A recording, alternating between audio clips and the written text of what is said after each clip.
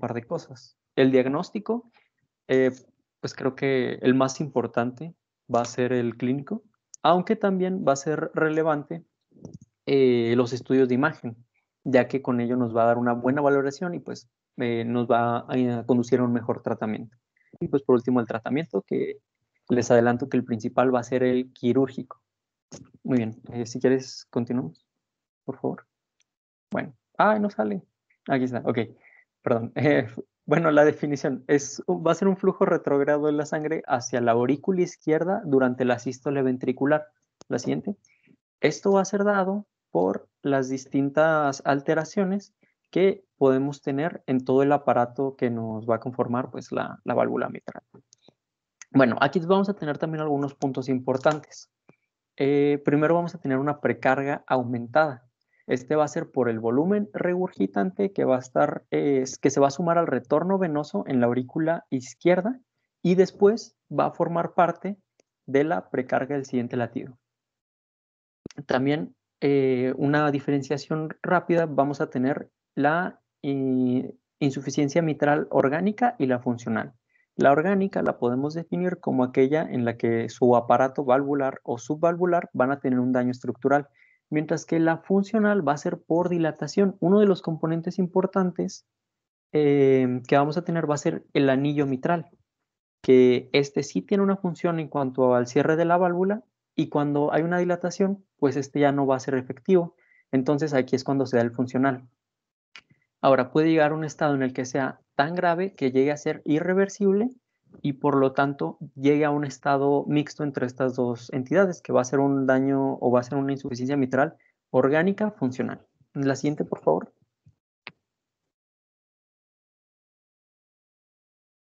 Bueno, entre las distintas estructuras que vamos a tener, en las que podemos tener daño, pues es en todo el anillo valvular, en sus dos valvas, perdón, anterior, posterior, en el anillo valvular y después en los componentes del aparato subvalvular, que van a ser las cuerdas tendinosas y el músculo papilar, anterior o posterior en caso de la válvula mitral. Creo que alguien levantó la mano.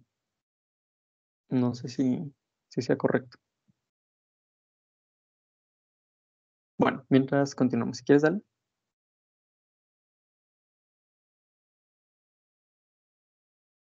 Ok. Bueno, pues aquí nos hace una diferenciación en diferentes tipos en base a su etiología. Primero tenemos el tipo 1, que va a ser un movimiento de la válvula normal, pero va a tener igual insuficiencia mitral. En este caso, pues en sus posibles etiologías, pues va a ser una miocardiopatía isquémica, una miocardiopatía dilatada. Estas dos se suelen asociar mucho, o sea, la válvula normal, pero el anillo dilatado y por lo tanto insuficiencia. Endocarditis y también por algunos trastornos congénitos. En el tipo 2 vamos a tener un movimiento de la válvula aumentado y pues por lo tanto va a haber prolapso valvular. Esto se suele dar en diversas enfermedades. Puede ser por daño de las fibras tendinosas o por elongación de las mismas. Y pues en estas se dan enfermedades degenerativas como la deficiencia fibroelástica, el síndrome de Marfan. Esto se asocia mucho a la elongación em, de las fibras. La enfermedad de Barlow, que es prácticamente su definición es esto, es el prolapso de la valva y se le asocian algunas características clínicas que veremos más adelante. Endocarditis, enfermedad reumática, traumatismo, miocardiopatía isquémica y síndrome de Ehlers-Danlos. Como vemos, ya algunas se van compartiendo entre ellas, no son exclusivas. Y luego después hay tipo 3, y esta se divide en tipo 3A y tipo 3B. La tipo 3A, el movimiento de la válvula es el que va a estar restringido, pero por su apertura, mientras que en el B va a haber un cierre restringido. En ambos, el movimiento va a estar restringido, pero va a ser en apertura en el tipo A y de cierre en el tipo B. Y pues nuevamente compartimos algunas etiologías como la enfermedad reumática, aunque hay otras diferentes como el síndrome carcinoide, también se puede dar por radiación en el tipo A, lupus eritematoso sistémico, el consumo de ergotamina, síndrome hipereosinofílico y también por mucopolisacaridosis, perdón. Y por último, en el tipo B, que nuevamente es por cierre restringido, en miocardiopatía isquémica, por daño de los músculos papilares y de las fibras, y también en la miocardiopatía dilatada. Y luego en la imagen de la derecha tenemos A, B. En el A nos muestra el tipo 1. Las valvas están normales, pero el problema es eh, el anillo mitral, que va a estar dilatado, ¿sí? Y pues ahí vemos que no hay un cierre completo. Después tenemos el tipo 2. En este caso tenemos una válvula con degeneración mixomatosa, que esto es de las formas más comunes en pacientes grandes. Y pues va a haber insuficiencia por un cierre, por una mala cooptación entre las valvas. Después en el tipo C, aquí tenemos una apertura restringida por la causa es fiebre reumática y nos mencionaba que veíamos la clásica imagen en boca de pescado. Y por último, en la D, tenemos por un cierre restringido y pues ahí vemos en todas que no hay no hay un buen cierre entre las valvas. Y le podemos dar a la siguiente, por favor. Ok. Lo podemos dividir de distintas formas. Nuevamente, la clasificación más relevante va a ser en crónica y aguda. Y algunas de estas se pueden ir solapando. Por ejemplo, la aguda, la más importante, va a ser por daño isquémico, pero el daño isquémico puede tomar diferentes rutas e incluso puede llegar a hacerse una insuficiencia o dar una insuficiencia mitral crónica. Aunque pues es con lo que más se le asocia es con la aguda. Entonces, en cuanto a las inflamatorias, de la insuficiencia mitral crónica tenemos secuelas de fiebre reumática, de lupus eritematoso y también por esclerodermia, mientras que de las agudas vamos a tener endocarditis infecciosa, trauma, mixoma de la aurícula izquierda y fiebre reumática. En cuanto a las degenerativas, la mixomatosa va a ser importante en ellas y son por cambios histológicos, no es por ejemplo, por el tumor el mixoma, que es el tumor de las aurículas que también genera insuficiencia, pero este es por daño mecánico, este es un daño histológico. Bueno, y pues se le asocia a la enfermedad de Barlow, Marfan, Ehlers-Danlos y pues enfermedades de tejido conectivo. Mientras que en las agudas tenemos ruptura espontánea de las cuerdas tendinosas y trauma cardíaco que puede ocasionar, bueno, también la ruptura espontánea o también daño en los músculos papilares o bien directamente en el aparato de la válvula. Las infecciosas, en la crónica tenemos endocarditis y en la aguda también. Esta es una causa que se comparte. En las estructurales, en las crónicas tenemos ruptura o también elongamiento de las cuerdas tendinosas, ruptura también del músculo papilar, disfunción del músculo papilar, miocardiopatía y dilatación irreversible del anillo mitral. Mientras que en las agudas vamos a tener disfunción isquémica de los músculos papilares, ruptura de los músculos papilares o también de sus cuerdas tendinosas, aneurisma del ventrículo izquierdo, infarto de miocardio, que pues ya lo mencionamos ahorita con las pues patologías isquémicas, y las dilataciones de ventrículo izquierdo. En cuanto a las congénitas, pues estas nos suelen dar insuficiencia mitral, pero crónica. Y pues en esta tenemos, por ejemplo, una válvula mitral en paracaídas, que es más amplia de lo que debería de ser. La siguiente, por favor. Bueno, ahora, todas estas fueron las posibles patologías que podemos tener, pero ¿cuáles son las más comunes? Bueno, pues en primer lugar tenemos a la fiebre reumática, que también nos puede causar estenosis y por la misma posible retracción nos puede causar insuficiencia. Entonces, después tenemos el prolapso de la válvula mitral. Este es común y en ocasiones no se le encuentra una etiología posible, simplemente es como una entidad que podemos encontrar, ya sea con cambios inflamatorios en las válvulas al estudio histopatológico o sin ella.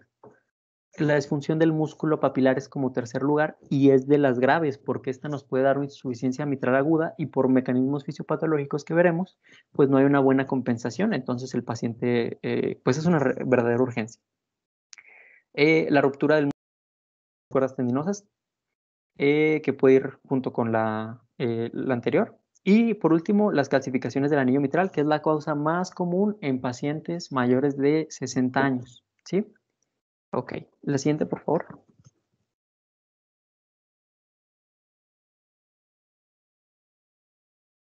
Ok, bueno, pues este es el orden en los que los iremos viendo. Alteraciones de las valvas, del anillo mitral, de las cuerdas tendinosas y de los músculos papilares. La siguiente, por favor.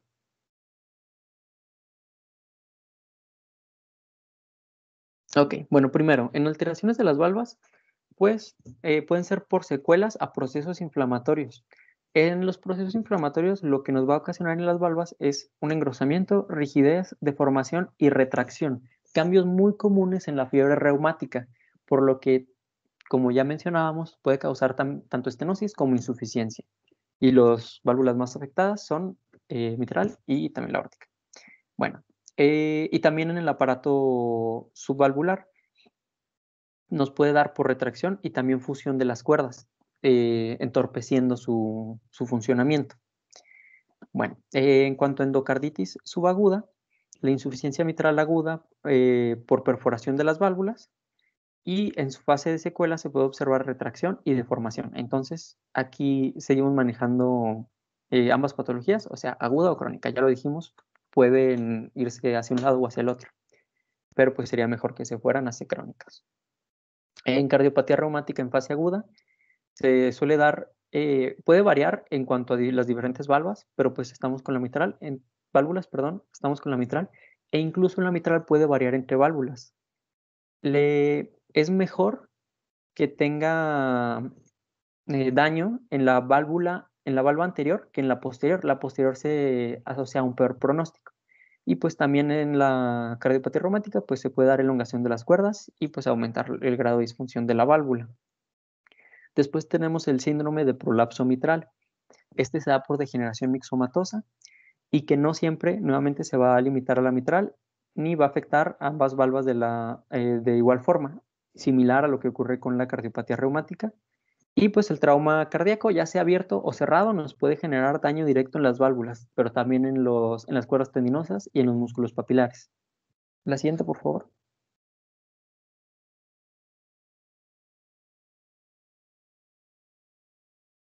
En cuanto al anillo mitral, bueno, ya les hablaba un poquito de su función, pero lo repito, es una estructura flexible que se colapsa en la sístole ventricular y esto nos permite que haya una buena coaptación entre las valvas y pues un cierre adecuado y pues que el retorno que vaya hacia las aurículas sea mínimo o inexistente.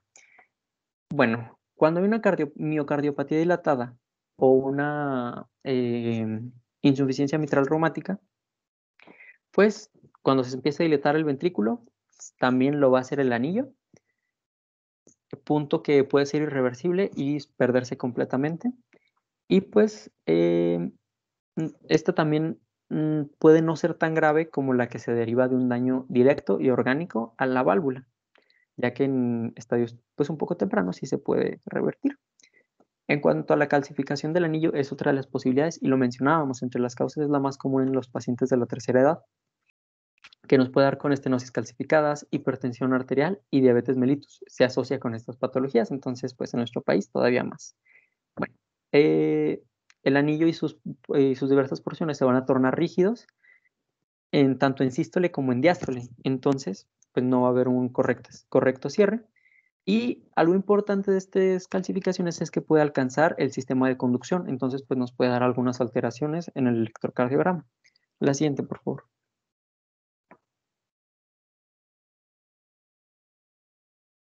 Bueno, en cuanto a las cuerdas tendinosas, pues tenemos distintos mecanismos de daño por ruptura de las cuerdas, entonces no van a estar ejerciendo su función, que es evitar el prolapso de las valvas. Alteraciones estructurales o congénitas, como lo mencionábamos por algunas congénitas, las enfermedades del tejido conectivo del colágeno, pues se pueden elongar de más y pues va a haber prolapso, no van a ejercer una función adecuada. Daño por proceso inflamatorio degenerativo, igual de origen mixomatoso, que es de los cambios que más vamos a estar viendo en estas patologías. Eh, por trauma, como mencionábamos, y algo relevante es que también puede haber ausencia de daños y no ser completamente funcionales. La siguiente, por favor. Ok.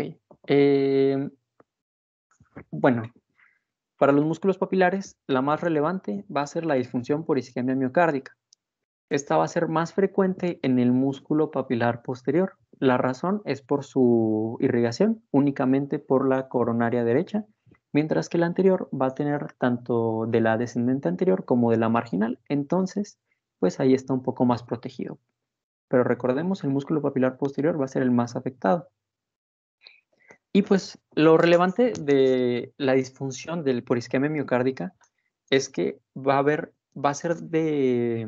va a ser agudo y puede ser durante eventos anginosos. Va a ocurrir fibrosis por isquemia y necrosis. Y pues una complicación todavía más grave sería la ruptura del músculo.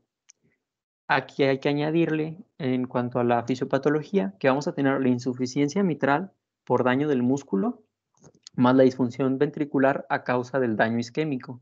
Entonces ahí ya tenemos que sumar esos dos factores y pues el paciente tiende a desarrollar una insuficiencia cardíaca bastante rápida, que incluso, aunque lo podamos sacar, pues va a tener un mal pronóstico algunos meses. La siguiente, por favor. Achis. Ah, ok. Achis. Ah, ok, ok, ya, perdón, no pasa nada, tranquilo. Gracias. Fisiopatología. Era fisiopatología. Muy bien, gracias. No pasa nada. Bueno, entonces ya tenemos la causa del daño, ya tenemos dañada la válvula mitral y nos está dando insuficiencia mitral. Entonces, lo siguiente es ver pues el proceso por el que va a estar pasando todo el músculo. La sístole ventricular va a encontrar dos regiones para la salida pues de la sangre. Va a encontrar una depresión aumentada que va a ser la válvula aórtica y una depresión disminuida que es incompetente, que va a ser la válvula mitral. Entonces, el retorno va a ser principalmente hacia la válvula mitral, pero también va a tener hacia hacia eh, los vasos sistémicos. Si no, pues el caso sería mucho más grave. Bueno, entonces aquí vamos a estar teniendo un volumen regurgitante. Esto va a ocasionar, el aumento de volumen nos va a ocasionar mayor presión, primero en la aurícula, lo cual nos va a ocasionar una dilatación de la aurícula izquierda y después, poco a poco, en los casos crónicos se va a ir aumentando la precarga del ventrículo izquierdo. Aquí hay algo relevante y es que el ventrículo izquierdo no se va a hipertrofiar porque no está teniendo la necesidad de hacerlo, ya que, nuevamente lo repito, tenemos un punto de mayor presión que es hacia la circulación sistémica y uno hacia la aurícula izquierda. Entonces, al contraerse, pues va a estar eyectando prácticamente todo su contenido, por lo que no necesita contraerse. Pero igual la función ventricular va a estar algo aumentada y cuando los requerimientos de líquido sean mayores, o sea, cuando se empiece a dilatar y el ventrículo izquierdo, vamos a tener únicamente dilatación, pero no hipertrofia, lo cual es algo malo a largo plazo. Y creo que sí, esto era lo que les quería comentar de eso. Bueno, entonces vamos a tener una mayor precarga del ventrículo izquierdo. Ah, y otra cosa, no vamos a tener hipertrofia también porque la poscarga va a estar disminuida, porque en realidad buena parte del flujo se regresa a la aurícula izquierda. Bueno, entonces vamos a tener una presión diastólica final aumentada, la tensión sistólica de la pared del ventrículo izquierdo disminuida, por lo que no va a generar hipertrofia, no va a tener ese fenómeno de compensación, y además ya lo está teniendo la aurícula al dilatarse y posterior al ventrículo. Pero sí vamos a tener un gasto cardíaco total aumentado, porque a final de cuentas al ventrículo sí le está llegando más volumen del que debería, está haciendo pues un mayor esfuerzo y pues buena parte del volumen no se va hacia la zona de alta presión, sino a la de baja. Entonces, pues vamos a tener una función sistólica aumentada y pues una dilatación progresiva del ventrículo izquierdo que va a afectar a la válvula mitral,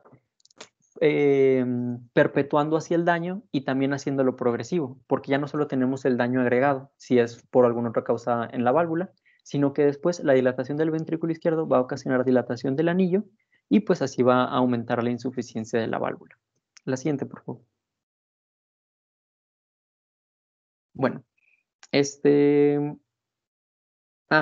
hay algunos puntos que tenemos que aclarar en este proceso, y es que el volumen regurgitante va a depender de tres factores: del grado de insuficiencia, de la impedancia aórtica, o sea, de las resistencias periféricas y del estado contráctil del ventrículo. Si el estado contráctil está bien en un inicio, en la crónica, pues después va a irse deteriorando porque la misma dilatación va a hacer que va a dañar las miofibrillas. La impedancia aórtica, pues ya dijimos, van a estar algo disminuidas, aunque el gasto cardíaco efectivo, o sea, lo que sí se eyecta hacia el cuerpo, va a estar normal. Pero pues va aumentado. Efectivo, normal, pero gasto cardíaco total aumentado porque se regresa a la aurícula izquierda. Entonces, la insuficiencia mitral compensa el gasto cardíaco, pero el efectivo se mantendrá normal, el total aumentado. Em, la función sistólica del ventrículo izquierdo sí va a ir aumentando, pero no va a generar hipertrofia, porque no, o sea, al final ya lo he mencionado muchas veces, por las zonas de presión. Em, entonces, la función sistólica va a estar normal o baja. Em, perdón, normal. Y ya cuando empiece a bajar es cuando ya nos va a indicar pues niveles de deterioro en cuanto a su función. Y, por ejemplo, la insuficiencia mitral con menor volumen sistólico final de 30 mililitros por metro cuadrado va a tener mejor pronóstico que aquellos que tengan mayor volumen sistólico final, que va a ser mayor de 90 mililitros. La siguiente, por favor. Bueno, pues nuevamente vamos a tener un aumento de la presión en la aurícula izquierda y un punto relevante en la aguda y posterior en la crónica es que este aumento de la presión en la aurícula izquierda va a ser responsable también de la hipertensión arterial pulmonar, ya que incluso el flujo puede ser retrógrado en casos graves. Bueno, la aurícula izquierda va a ser fundamental para las presiones pulmonares. Y a esto le tenemos que agregar una virtud de las aurículas, que es la complacencia, que va a ser el permitir la dilatación para permitir que un mayor volumen sanguíneo entre y así evitarle mayor carga al pulmón, o sea, evitar que se congestione. Y aquí pues podemos hacer la diferenciación. En aurículas poco complacientes va a haber una mayor congestión pulmonar, por lo tanto en más complacientes va a haber una menor congestión pulmonar y por lo tanto pues menor, o más bien no se va a presentar la hipertensión. En las crónicas, este es algo que se suele ocasionar. Le dan a la aurícula mucho tiempo para que vaya siendo complaciente y pues se dilate, mientras que en las agudas no. En las agudas es algo tan rápido que no le dan ese tiempo y por lo tanto no van a ser complacientes, vamos a tener mayor congestión pulmonar y es en lo que más se va a centrar la enfermedad aguda. Bueno, es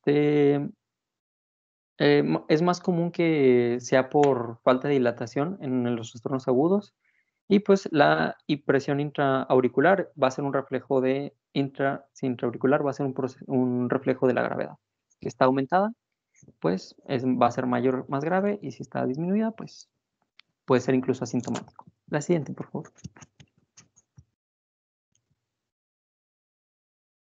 Bueno, aquí, bueno, pues lo voy a tener que hacer bastante, pues explicado.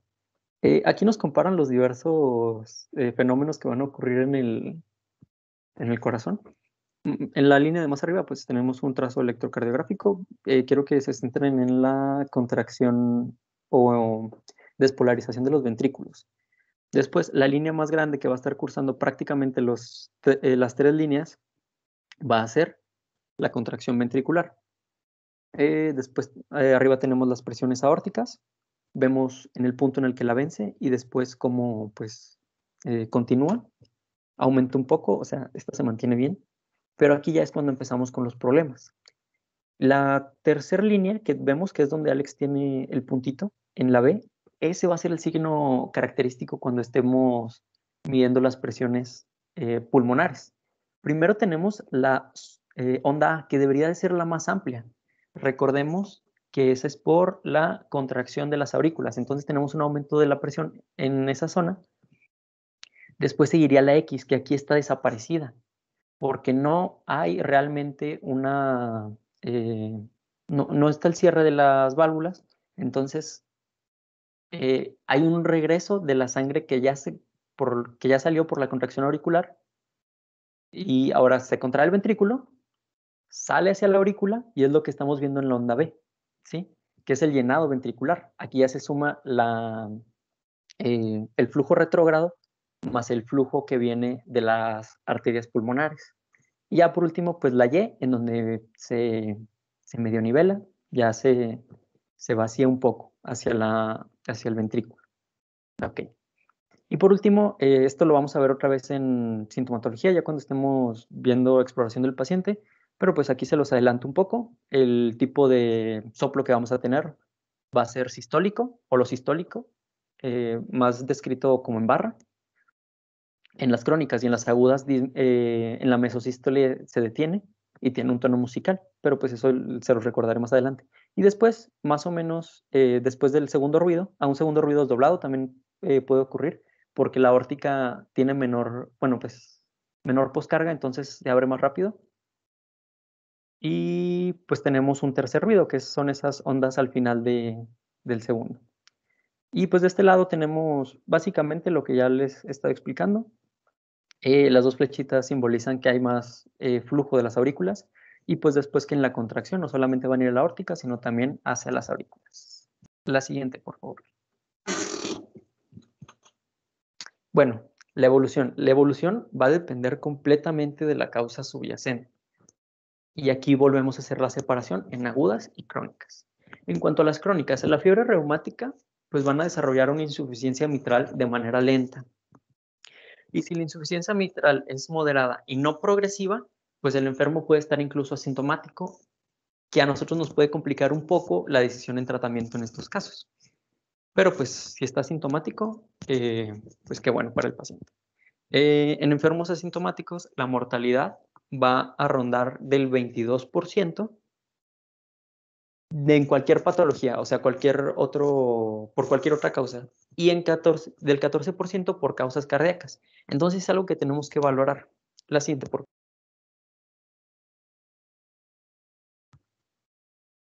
Ok. Otros predictores de mal pronóstico pues van a ser la edad del paciente, si el paciente tiene o no tiene fibrilación auricular, que se asocia bastante por la dilatación de la aurícula, el grado de insuficiencia mitral, la dilatación de las cavidades izquierdas y también la fracción de la expulsión, pero también esto lo vamos a ver un poquito más en los métodos de diagnóstico. La siguiente, por favor. Ok. En cuanto a la aguda, pues vamos a tener la que ya hemos mencionado más, la disfunción del músculo papilar por el daño isquémico, que pues aquí va a haber una sobrecarga ante los músculos papilares que van a estar rígidos y un ventrículo que también pues va a estar no tan funcionante por los cambios isquémicos, no va a estar dilatado y también va a tener una menor capacidad contráctil. La regurgitación crónica por dilatación o ruptura de los músculos papilares es otra ruta que se puede tomar y que pues esperemos que se tome, ¿no?, en este tipo de pacientes. Entonces puede ir tanto agudo como a crónico. Y después tenemos la endocarditis subaguda, que es otra enfermedad que merece mención, que si esta se instala en las valvas dañadas, va a ocasionar una descompensación aguda. La siguiente, por favor. Ok, para el diagnóstico. Bueno, primero vamos a tener la sintomatología. Aquí sí podemos hacer una diferenciación pues más establecida en cuanto a aguda y crónica. Primero vamos a empezar del lado izquierdo con las crónicas.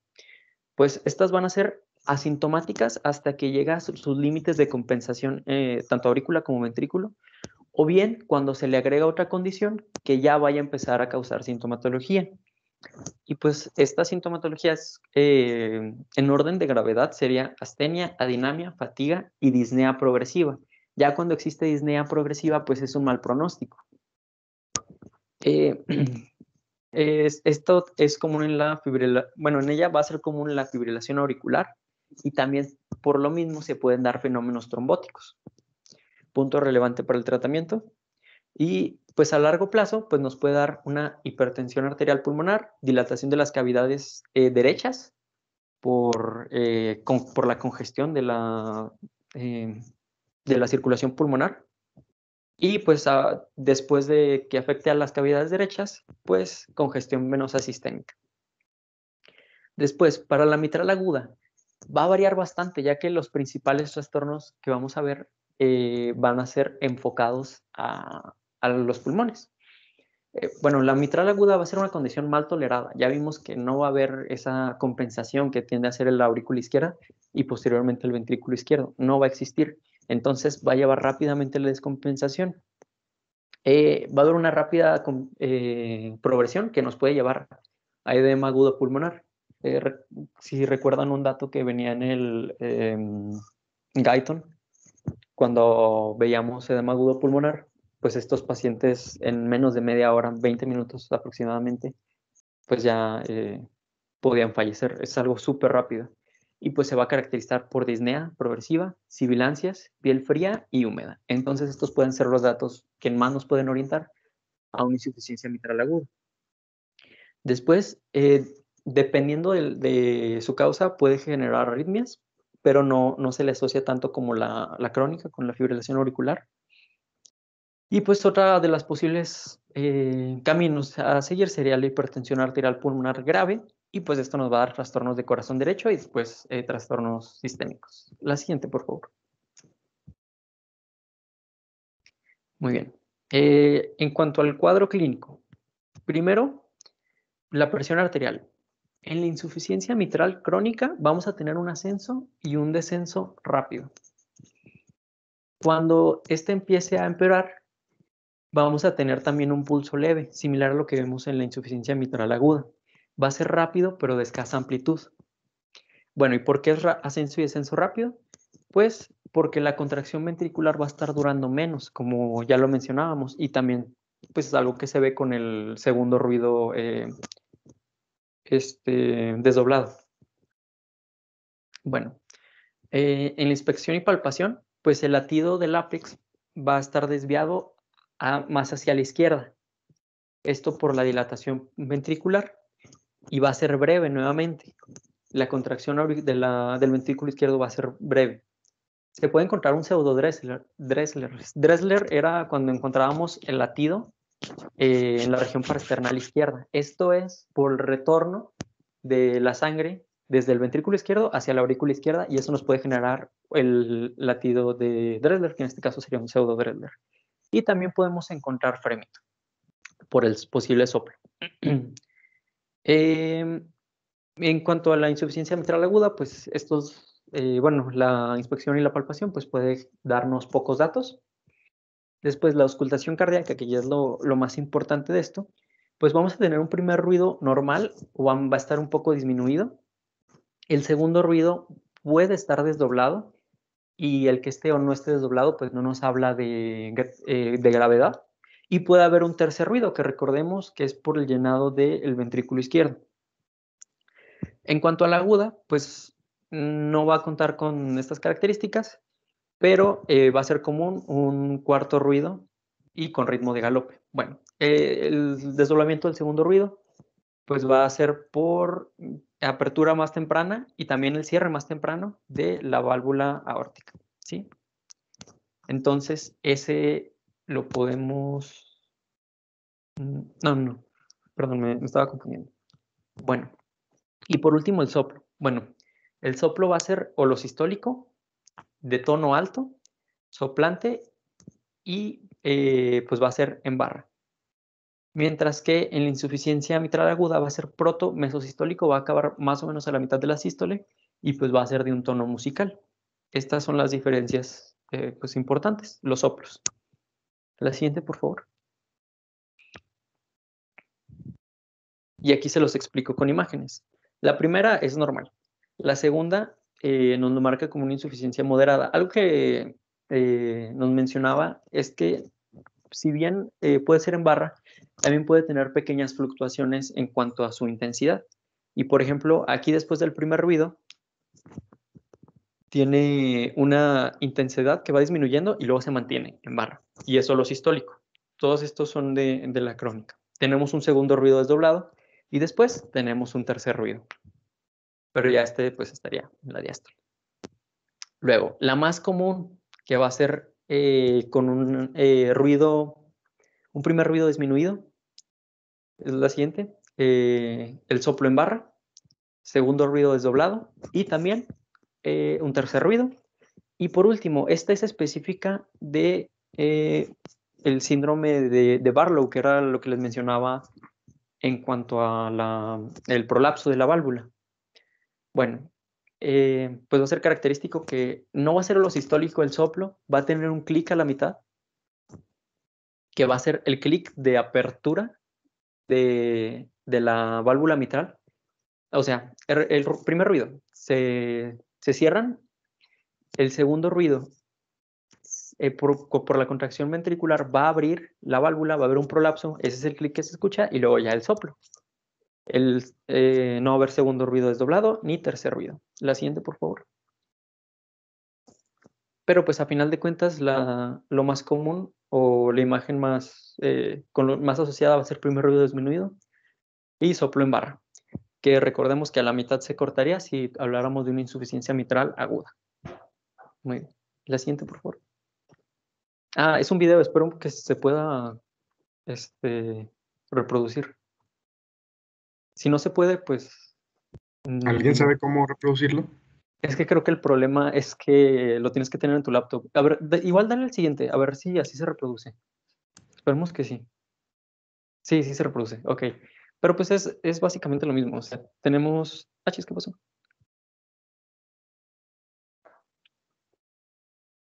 Ahí está. Básicamente lo mismo. Primer ruido. Aquí no nos lo marcan disminuido. Pero pues el soplo en barra y... ¡Ay, no se escucha! Bueno, y pues el tercer ruido. Igual ahí está en movimiento, aunque no se escuche. Si quieres, dale. A ver, creo que no se escuchó porque silencié el micrófono. Déjame lo vuelvo a poner. A ver. ¿Se escucha? No. Creo Ah, que cuando le das en la función de... Bueno, pero no sé, porque ya me da miedo eso. Porque le quise añadir el sonido y fue cuando ya no pude hacer nada. a ver, déjame ver, creo que ya. Sí, a ver. Ahí está.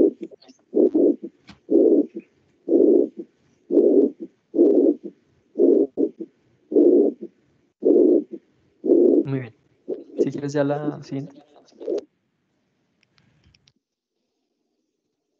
Ok. Bueno, ya continuaremos con las pruebas diagnósticas. ¿Hasta aquí hay alguna duda? Bueno, si no hay, la verdad esto se parece muchísimo. De hecho, yo creo que es prácticamente igual a lo que vimos ayer con Jason. Igual las mismas características, dilatación de la aurícula izquierda y también del ventrículo izquierdo con estenosis. Y pues datos de fibrilación auricular, que es los que vemos en la imagen de la derecha. Ahí vemos las múltiples ondas F. Y también en esta mencionaba que... ¿dónde era? Bueno, en B4 y B6, esa pequeña como muesquita que tenemos en el complejo QRS, cuando va descendiendo, nos mencionaba que eran datos de dilatación ventricular. Y había uno de la aurícula, pero no recuerdo, disculpen. Bueno, pero cuando no tengamos fibrilación auricular, pues un dato característico va a ser la dilatación de la aurícula izquierda, que se va a ver por en D2, por como onda P como en forma de M, lo describían. Y pues bueno, otras cosas que se puede dar, pues es dilatación del ventrículo derecho. Dale la siguiente, por favor.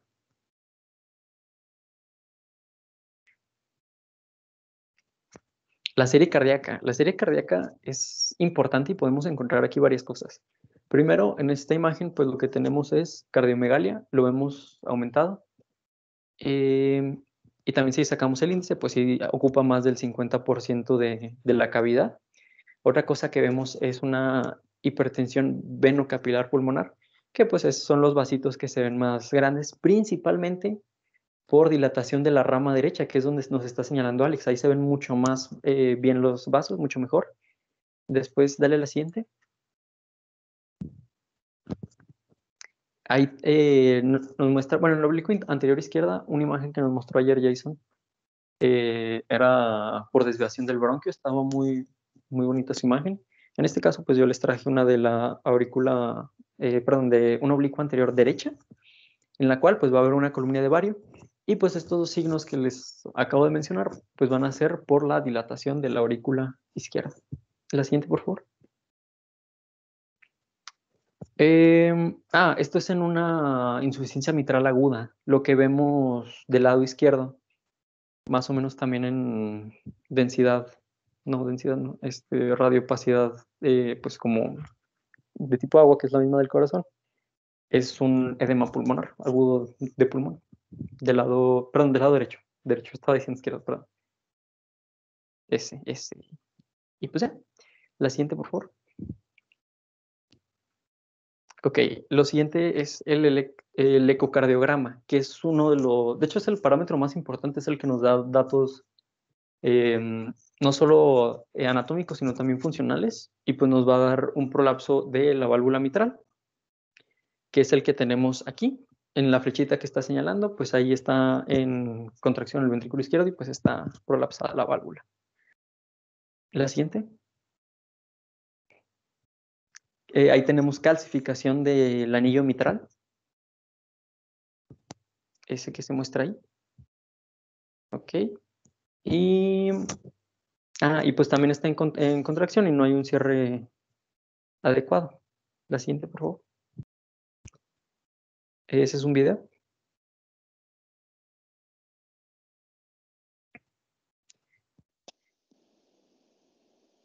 Creo que con darle el siguiente es eso. Lo que pasa con la ruptura de la cuerda tendinosa es que la válvula va a estar bailando. La que vemos, bueno, la que tiene daño en el músculo papilar es la de arriba. Vean cómo pues no tiene un movimiento tan exacto como la que está abajo, ¿sí?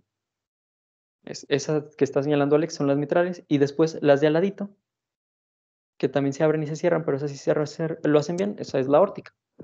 Y pues ya eso es cuando hay daño en las cuerdas tendinosas. La siguiente, por favor. Ok. Bueno, como les mencionaba, pues esta va a proveer la mayor parte de la información necesaria para el estudio, tanto anatómico como funcional. Los grados de insuficiencia, pues, nos va a ayudar a medirlo. Se va a medir la velocidad, el alcance y la amplitud del chorro que se va a estar regurgitando.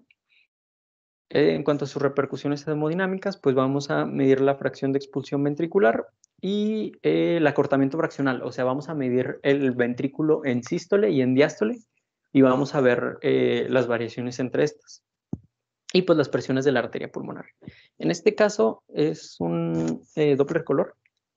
Y lo que estamos viendo arriba, en la imagen de arriba, en la parte de arriba, tenemos al ventrículo y en la de abajo a la aurícula. Entonces, lo que vemos aquí es que hay una regurgitación del flujo marcado por rojo y pues el azul es el que iría saliendo hacia el ventrículo, ¿sí? Luego, en la de abajo tenemos una imagen para externar corta del lado izquierdo, y aquí lo que vemos en AA y PP, pues es AAA es la valva anterior y PPP es la valva posterior. Entonces aquí pues no hay hay un buen cierre, y donde más vemos que hay un flujo al momento de la contracción que se ve del lado derecho, pues es en la valva anterior, si no me equivoco. No lo marcaba en la imagen. Esto pues es una suposición en base al flujo. Bueno, la siguiente, por favor. El registro de las presiones, pues ya lo mencionamos, la onda B gigante. Esta imagen ya la explicamos, pero les traigo otra, la siguiente, por favor. Deja que aparezca la imagen. Esta. Bueno, aquí la verdad ya está más feo, no se ve tan bonito como lo anterior, pero vemos prácticamente lo mismo. Aquí, al momento de la contracción ventricular, que son las ondas largotas que abarcan prácticamente todo, vemos un aumento en la onda, o sea, no hay una onda X. Y pues se continúa hasta la onda B y después hacia su descenso, onda A, no hay onda X para que baje más, y pues otra vez. Y luego algo relevante era que variaba en cuanto a si la diástole había sido corta o larga. Por ejemplo, en la D no hay un aumento, en el punto D, en la letra D, no hay un aumento, hay una diástole más cortita y no hay un aumento tan grande de la onda B, mientras que en el C que está más o menos por el medio, hay un aumento mucho más grande, ¿sí? Y pues además ya si vemos del lado derecho, pues vemos que las presiones están aumentadas. Muy bien. La siguiente, por favor. Seguiría la ventriculografía. Bueno, pues este es uno de los métodos más confiables para confirmar el grado de insuficiencia mitral, o sea, de la regurgitación. Bueno, por medio de la regurgitación, perdón. Y aquí tenemos 4 estadios que podemos sacar de manera no tan cuantitativa, un poco más cualitativa, pero pues igual es útil. Primero tenemos una insuficiencia mitral ligera, en la cual el flujo o el medio de contraste que estemos inyectando pues va a pasar a la aurícula, pero va a desaparecer con cada latido. La insuficiencia mitral moderada, esta no va a desaparecer con cada latido, pero la opacidad es leve y de hecho va a ser menor que la que vemos en ventrículo. La mitral importante ya va a estar completamente opacificada y va a estar similar su opacificación al ventrículo izquierdo. Y por último, la insuficiencia mitral muy grave, la opacificación va a ser grave, va a ser mayor que en el ventrículo izquierdo, va a ser progresiva e incluso podemos ver las arterias pulmonares. Ese es un video, ¿le puedes dar por favor? No, no tiene audio, entonces por eso no te apures, nada más el video. Miren, aquí inyectamos el medio de contraste. Lo que sí se marca mucho es la aorta, ahí la vemos, pero si nos fijamos bien entre ese arco que se forma y posterior al ventrículo, pues vemos la aurícula que sí se llena un poco, pero no tanto, entonces lo podríamos clasificar como una mitral ligera o, no, mitral ligera, porque sí desapareció en cada latido, 2 latidos y ya estaba completamente limpio. Y ahora sí la siguiente. Una duda, aprovechando esto. La aurícula sí es esto. Ya se había marcado, pero fíjate cuando hay reflujo, ahí, en ese punto hubo poquito más, aunque ya estaba Ah, marcado. ok, Sí, gracias. ya se había marcado, pero aumenta. Sí, por nada. Y pues sí, lo que veíamos era regurgitación. La siguiente.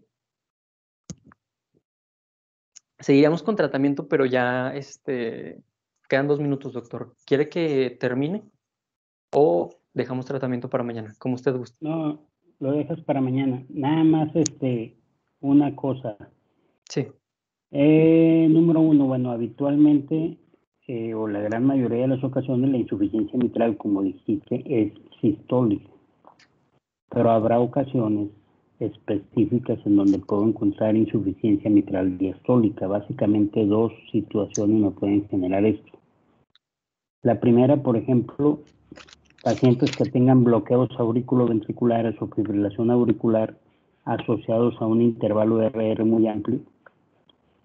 Y la segunda, en algunas situaciones en donde la presión telediastólica del ventrículo izquierdo supere la presión de la aurícula izquierda, como por ejemplo en las miocardiopatías restrictivas, en la miocardiopatía hipertrófica o en insuficiencias cardíacas agudas graves.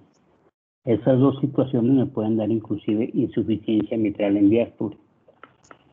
Otro punto importante en relación a la ecocardiografía, bueno, existen diferentes métodos para evaluar la severidad de la insuficiencia. Uno de ellos es el método de PISA.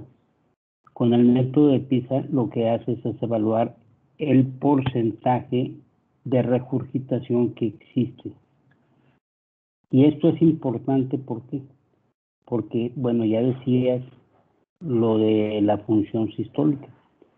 Normalmente, en las insuficiencias valvulares, la fracción de expulsión debe estar por arriba de lo normal.